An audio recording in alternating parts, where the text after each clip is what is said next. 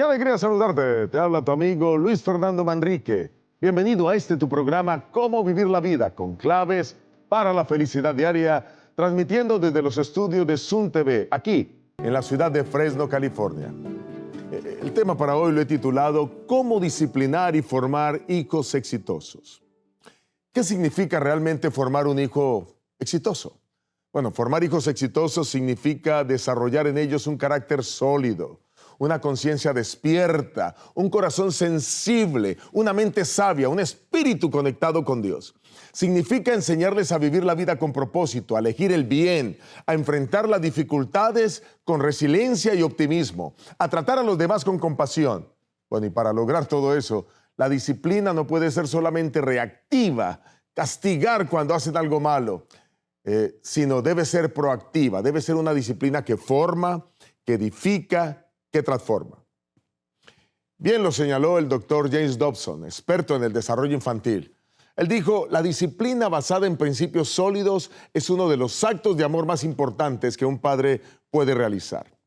En este programa presentaremos cuatro esenciales pilares para disciplinar y para formar a hijos exitosos.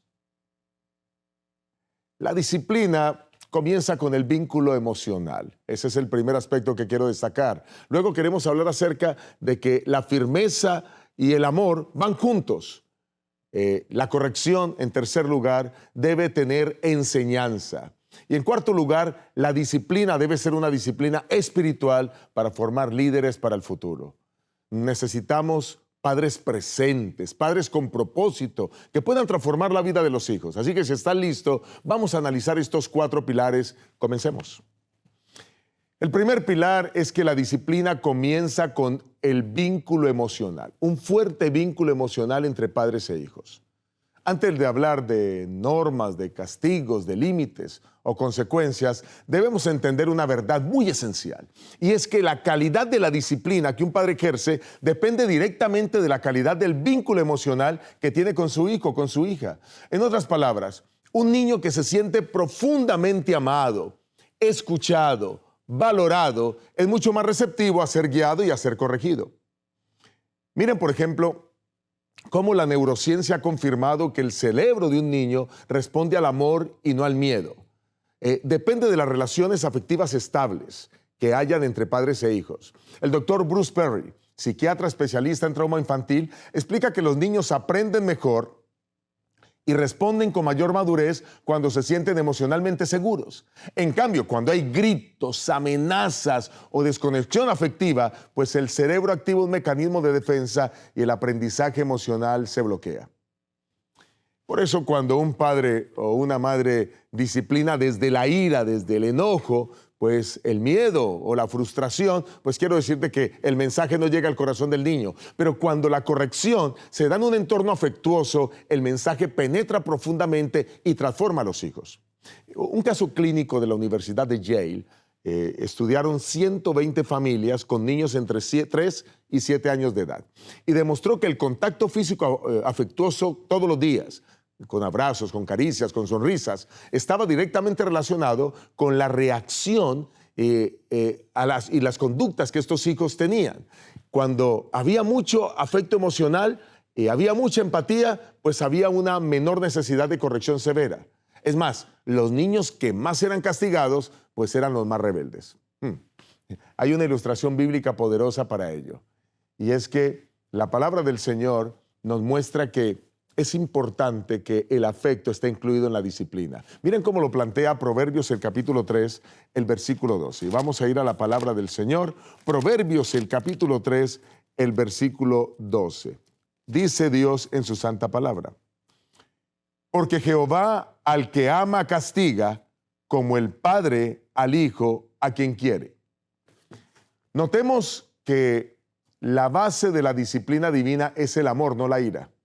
Dios aquí dice que corrige porque ama, no porque se frustra, no porque se enoja.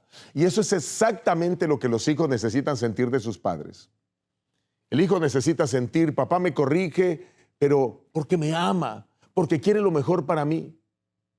Déjame compartirte algunas aplicaciones prácticas para ti como padre que tienes que disciplinar a tus hijos. Número 1, dedica tiempo diario para conectar con tus hijos. No para corregir, sino para conocer sus emociones, para reír con ellos, para jugar con ellos, para escucharlos sin juicios. Haz preguntas emocionales, como por ejemplo, ¿cómo te sentiste hoy? ¿Qué fue lo más bonito en tu día? ¿Te sentiste amado hoy?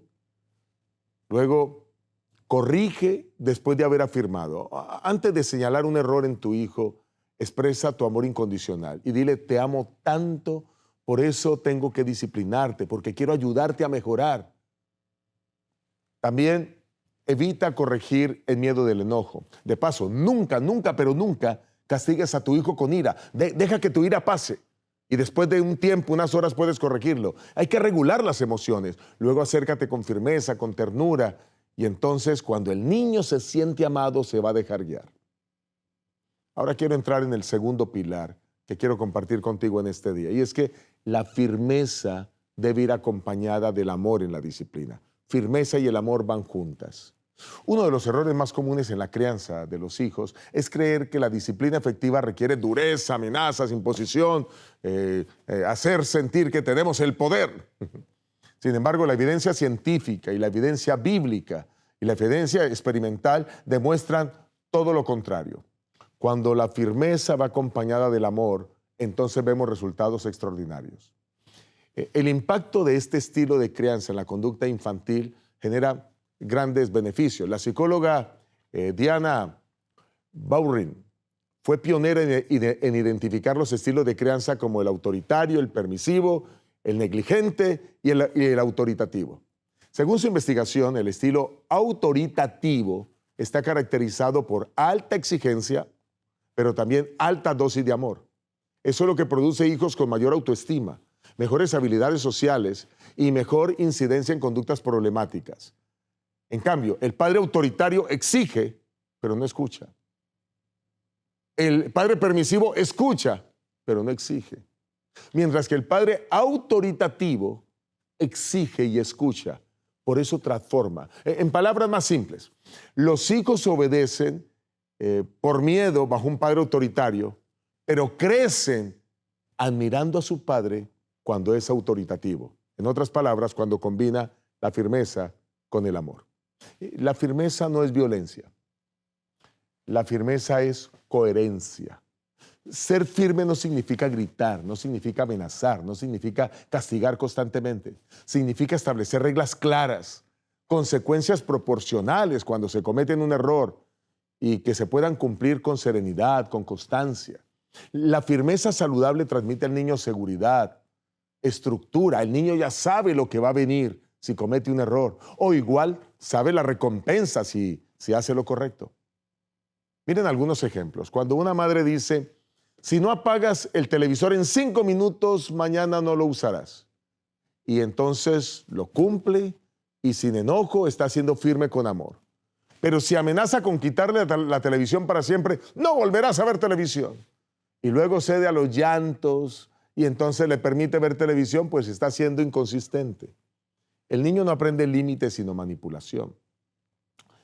Un caso documentado por el Instituto de Educación de Harvard allá en el año 2016 relataba cómo una madre de 3 hijos decidió dejar de aplicar castigos físicos después de estudiar psicología educativa y sustituyó los golpes por un sistema de consecuencias lógicas. Por ejemplo, si su hijo tiraba comida al suelo, entonces debía ayudar a limpiarla.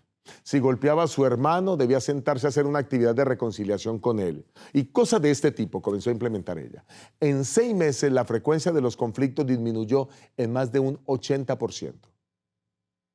La Biblia, la palabra de Dios, también nos enseña cómo la firmeza y la ternura deben ir juntas.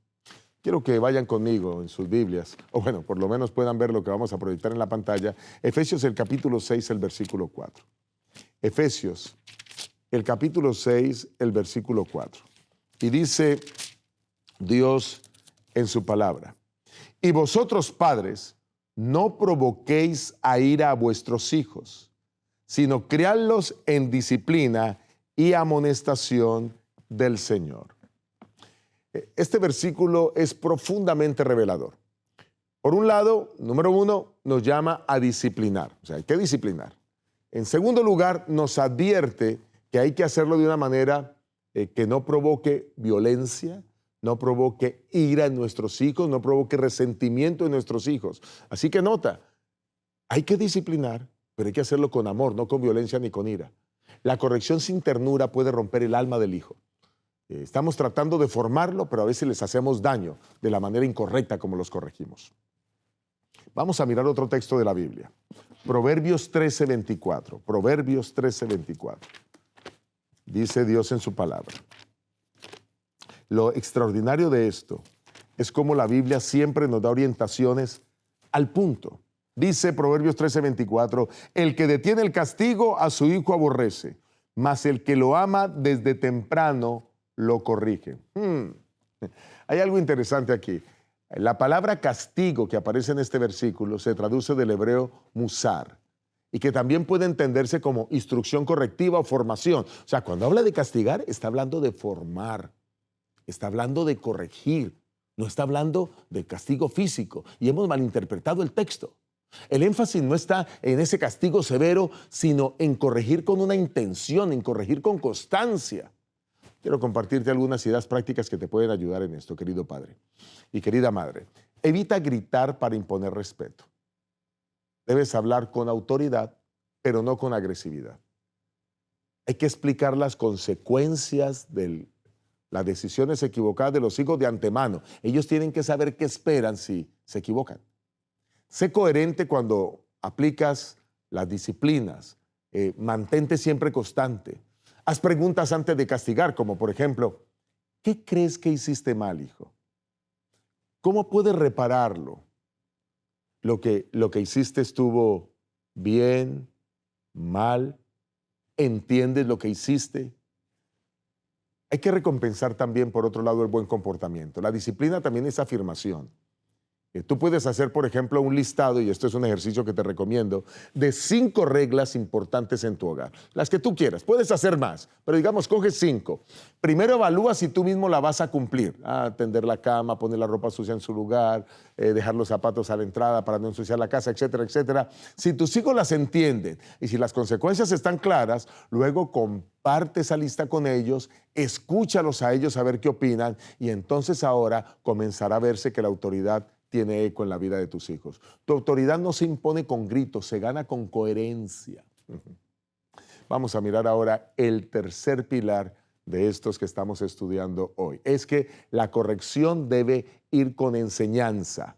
Si la corrección va sin enseñanza, produce rebeldía.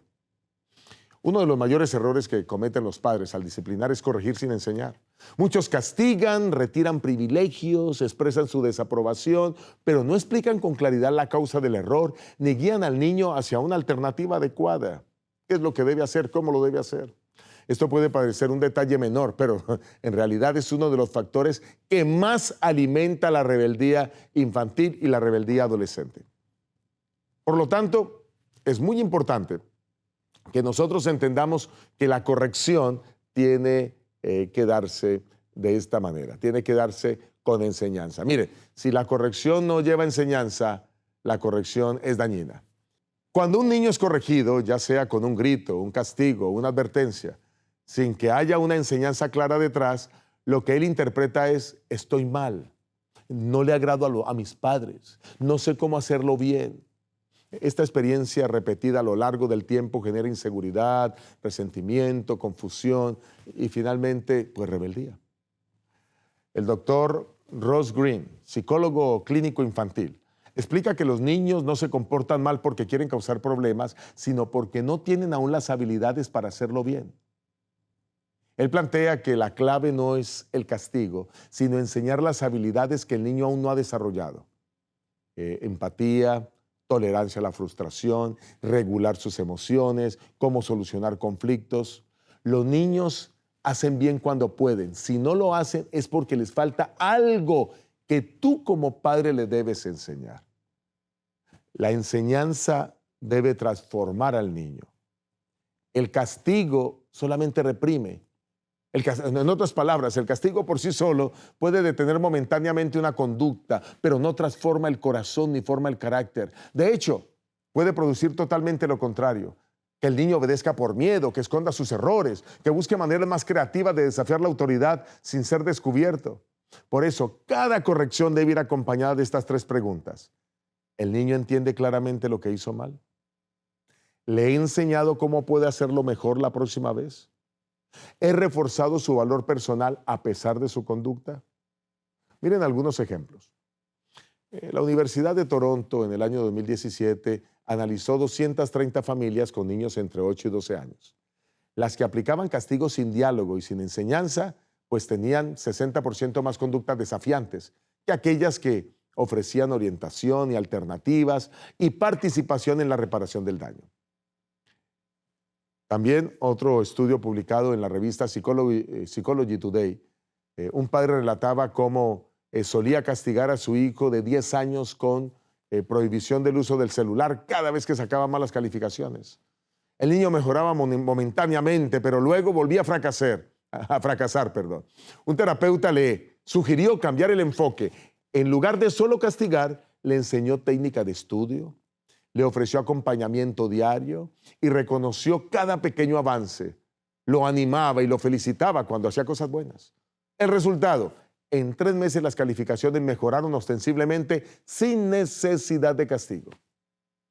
El diálogo persuasivo aquí es fundamental. El apoyar al niño es fundamental. La Biblia nos muestra el camino del diálogo y de la instrucción. Y lo hace Dios con todos los seres humanos que desean acercarse a Él. Vamos a mirar el texto en Isaías, el capítulo 1, el versículo 18. Isaías capítulo 1, versículo 18. Dice Dios en su palabra: Venid luego, dice Jehová, y estemos a cuenta. Si vuestros pecados fueren como la grana, como la nieve serán emblanquecidos.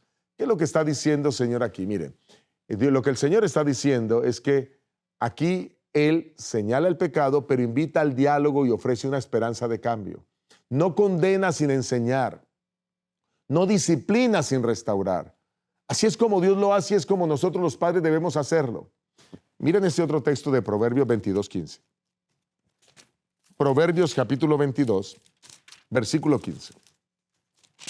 Dice Dios en su palabra: la necedad está ligada en el corazón del muchacho, mas la vara de la corrección la alejará de él. Este versículo quise colocarlo aquí porque me parece importante que se aclare el concepto de la vara. A veces la vara solo lo vemos como un instrumento de castigo. La vara viene del hebreo shevet. No alude exclusivamente al castigo físico, sino al acto de guiar, de instruir, de orientar, como lo hacía un pastor con sus ovejas. Con la vara direccionaba, con la vara orientaba, con la vara mostraba el camino. El énfasis no está en golpear, sino en corregir para encaminar correctamente a los hijos. Ahora, puedes preguntarme, bueno, pero ¿cómo puedo enseñar mientras corrijo? Bueno, hay muchas maneras de hacerlo. Y aquí algunas ideas. Habla después, no en medio del conflicto. Cuando sucede la situación, deja que pase un tiempo. Dile, luego vamos a hablar. Y deja que pasen quizás 2 horas, 3 horas. Corrige con calma. El cerebro del niño necesita seguridad para poder entender y el tuyo también para poder enseñar. Usa historia o metáforas, como lo hacía Jesús. Por ejemplo, tú le puedes decir, cuando un avión se desvía unos grados, hijo, puede terminar en otro país. Así pasa con nuestras decisiones. Pequeñas acciones nos alejan de nuestros sueños, de nuestras metas. Acompaña la consecuencia con una reflexión. Por ejemplo, le puedes decir al niño, perderás 15 minutos de pantalla y durante ese tiempo vamos a escribir juntos una carta de disculpas a tu hermana porque peleaste con ella. Haz preguntas que también estimulen la conciencia. ¿Cómo crees que se sintió ella cuando tú la ofendiste? ¿Qué podrías haber hecho diferente? El castigo cambia la conducta, la enseñanza cambia el corazón. Así que no seas un padre dedicado a los castigos únicamente, sino en enseñar, en formar, en guiar con la vara, no para golpear, sino para orientar. Y vamos a entrar en el último pilar que quiero compartir con ustedes hoy, y es la disciplina espiritual. La disciplina espiritual no solamente forma líderes, sino también forma hijos obedientes. Una de las diferencias más marcadas entre un padre que solo corrige conductas y uno que forma el carácter es que el primero se enfoca en el presente, mientras que el segundo está mirando el futuro. ¿A dónde llegará su hijo? ¿A dónde llegará su hija? No se trata solo de tener hijos que se porten bien en público, sino de preparar personas para la sociedad, para el cielo, que sean íntegras, maduras, con propósito, con principios firmes para impactar positivamente a todos los que le rodean. En otras palabras, la verdadera disciplina no crea esclavos obedientes, sino líderes conscientes. Y es bueno que entiendas algo. El carácter no es algo que se hereda. El carácter es algo que se forma y será lo único que llevaremos al cielo.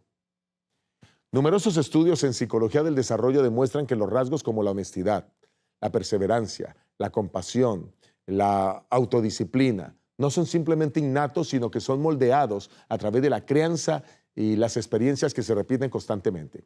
Los niños que crecen en hogares donde se valora la reflexión, donde la empatía, el servicio, la fe, el estudio de la Biblia, el ir a la iglesia, el poner en práctica los principios de Dios, esto crea una brújula moral más fuerte que cualquier otra cosa en el mundo.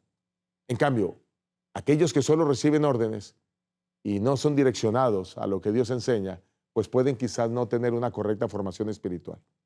La disciplina espiritual va más allá de lo religioso. Cuando hablamos de disciplina espiritual no nos referimos a formar el corazón para amar la verdad. Nos referimos a que se pueda practicar la justicia, se pueda perdonar, se pueda actuar con integridad, se pueda vivir con sentido, se pueda honrar a Dios, se pueda honrar a los semejantes. Significa desarrollar rutinas que alimenten el alma, el que oremos juntos cada mañana, el que leamos pasajes bíblicos en familia, el que hagamos el culto familiar, el reflexionar sobre decisiones con principios morales, el pedir perdón cuando los padres nos equivocamos, el enseñar a pedir perdón a ellos, el servir a otros con generosidad. Emily era una joven misionera en Uganda y ella relató que su deseo de servir a Dios no nació en un sermón, sino al ver a su padre cada mañana de rodillas orando por la familia. Dijo, él nunca me obligó a leer la Biblia, pero verla abierta sobre la mesa todos los días me enseñó más que 1000 palabras. Hoy lidera esta joven proyectos sociales que transforman comunidades allí en el país donde está. Hay un fundamento bíblico poderoso para eso y quiero que vayan en sus Biblias conmigo a 2 de Timoteo, el capítulo 3, el versículo 14 y 15. 2 de Timoteo 3, 14 y 15. Dice Dios en su palabra. 2 de Timoteo 3, 14 y 15.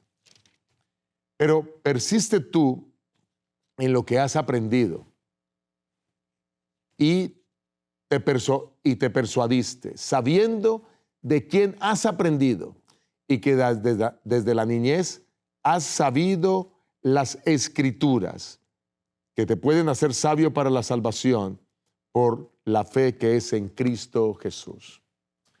Pablo no solo elogia a Timoteo por su conocimiento bíblico, sino por haberlo aprendido desde la niñez a través del ejemplo de su madre Eunice, de su abuela Loida. Esa es la esencia de la disciplina espiritual, formar desde temprano en la casa con el ejemplo vivo de los padres, de los abuelos, de los tíos. ¿Qué prácticas forman líderes espirituales? Bueno, enseña a tus hijos a que cultiven una gratitud diaria. Antes de dormir, pregunta a tus hijos, hijo, ¿por qué cosas debes dar gracias hoy? Invítalos a orar por otros. Esto los conecta con el sufrimiento ajeno, les desarrolla compasión. Cuando fallen, muestra cómo Dios restaura y cómo si se pide perdón a Dios nos da nuevas oportunidades. Enséñales a servir. Visiten a un anciano, preparen caja de alimentos para los más necesitados, lleven una carta de ánimo a alguien. Involúcrelos en decisiones familiares con preguntas que Dios querría que hiciéramos. El resultado de todo esto, hijos con propósito, no solo con logros en el mundo, que solo está lleno de jóvenes con títulos, talentos, jóvenes influencers en las redes sociales, pero muchos de ellos vacíos sin propósito, sin identidad, sin valores. Forma líderes que obedecen a Dios. Ha sido un privilegio estar contigo en tu programa, Cómo Vivir la Vida. Y prepárate, para llegar al más alto nivel de calidad de vida. Dios te bendiga. Nos vemos pronto.